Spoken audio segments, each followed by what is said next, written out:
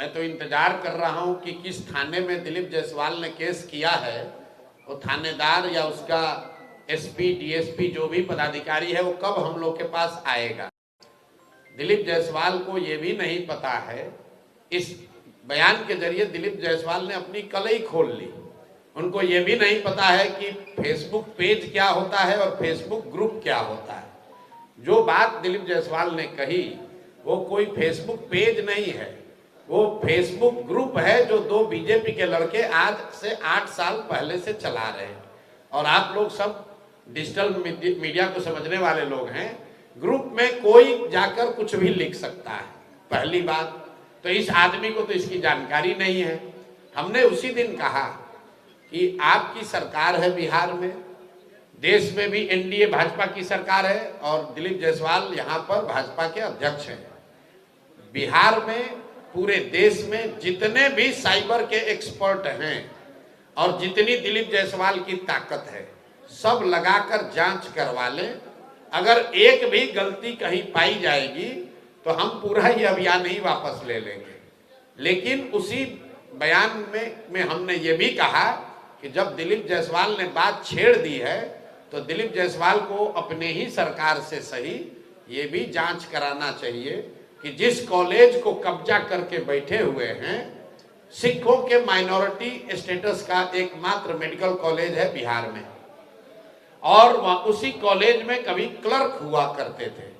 उस कॉलेज में जो उसको बनाने वाले थे सरदार करतार सिंह जी, उनकी संदिग्ध अवस्था में मृत्यु हुई है और ये साहब आज उस कॉलेज को कब्जा करके बैठे हैं। तो वो किस थाने में गए हैं केस करने हम तो नहीं जानते हैं। दिलीप जायसवाल, कोई थानेदार अभी तक आया नहीं है।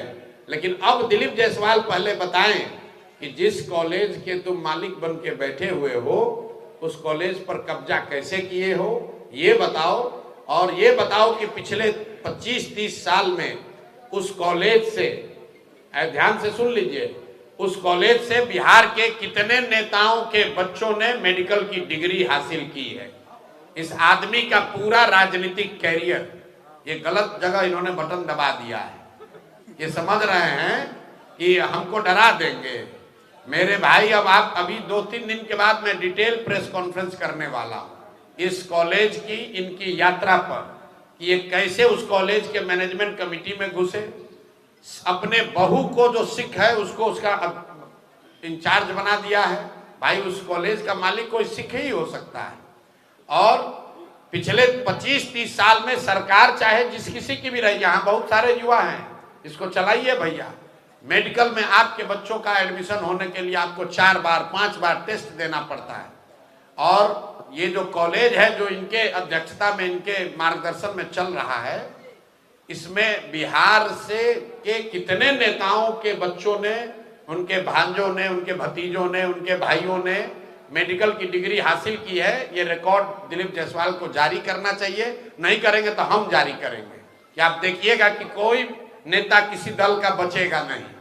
कम से कम 50 से ज्यादा नेताओं को, ध्यान रखिए, 50 से ज्यादा अलग अलग दल के नेताओं ने अपने परिवार के से जुड़े हुए लोगों को उस मेडिकल कॉलेज के माध्यम से डॉक्टरी की डिग्री, मेडिकल की डिग्री दिलवाई है। और दिलीप जायसवाल का पूरा राजनीति इसी पर है। अब आप लोग जाकर पूछ लीजिएगा कि प्रशांत किशोर ने आरोप लगाया है, जो दम है वो कर लो। और इससे पहले एक और नेता थे, सर्वदलीय नेता, इनका नया नाम रखे हैं, इसका नाम है सर्वदलीय नेता। आप लोग, हम लोग सुनते हैं नेता लोग दल बदलता है, तो अशोक चौधरी ने उसका एक स्टेप आगे का रास्ता निकाल लिया। ये कहा दल क्यों बदले, सब दल में एक एक आदमी को रख दो, दल बदलने की जरूरत नहीं है। बाबूजी कांग्रेस में, बेटा जदयू में, बेटी लोजपा में, और दामाद खुदे से कहे कि आरएसएस भाजपा में।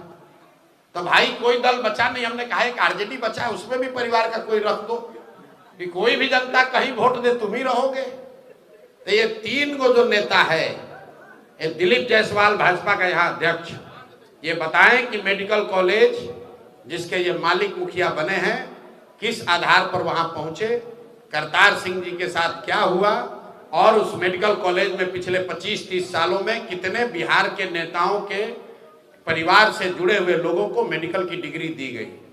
दूसरा, ये सर्वदलीय नेता अशोक चौधरी, ऑलरेडी मैंने कहा है कि इस आदमी, पूरा बिहार जानता है कि इन्होंने टिकट खरीदा है और ये मानहानि का मुकदमा किए हैं, तो यहाँ से लेकर सुप्रीम कोर्ट तक लड़ाएंगे। आजकल भागे भागे फिर रहे हैं।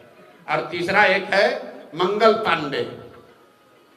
पांडे, जिनके कालखंड में पूरे बिहार में स्वास्थ्य व्यवस्था में खाली अमंगल ही हो रहा है। कोविड के बोला कि हमारा मंगल काल चल रहा है, हम बोल मंगल काल उसका खुद का चल रहा है। पूरे बिहार के लोगों का अमंगल काल चल रहा है।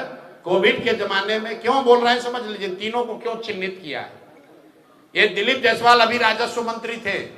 ये जो जितना लैंड का डिजिटाइजेशन हुआ है, सीओ बीडीओ के ऑफिस में जो भ्रष्टाचार फैला है, ये पैसा कौन ले रहा है भाई? सब आदमी कह रहा है बिहार में बहुत भ्रष्टाचार है, तो पैसा जा कहाँ रहा है?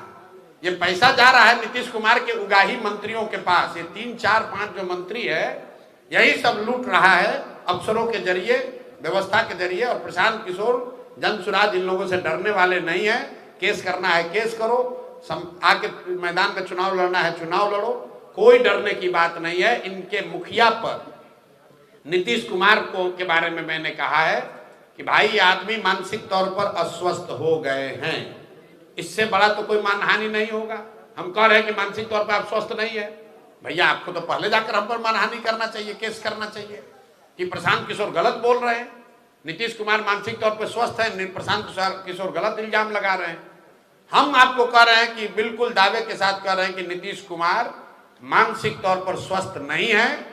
अगर हम बात गलत कह रहे हैं तो किसी मेडिकल बोर्ड को बैठाकर जांच करा लीजिए।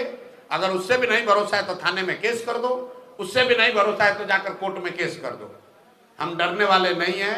सही बात, सत्य को कोई डरने की जरूरत नहीं है। इनका पोल खुलने ही वाला है और जनता रोज देख रही है। इन लोग का आखिरी समय आ गया है राजनीतिक तौर पर, अब इनका किनारा करने का टाइम हो गया है। सच टॉक का ये वीडियो आप लोगों को कैसा लगा कमेंट करके जरूर बताएं। साथ ही साथ अपने दोस्तों से शेयर करना इस वीडियो को ना भूलें।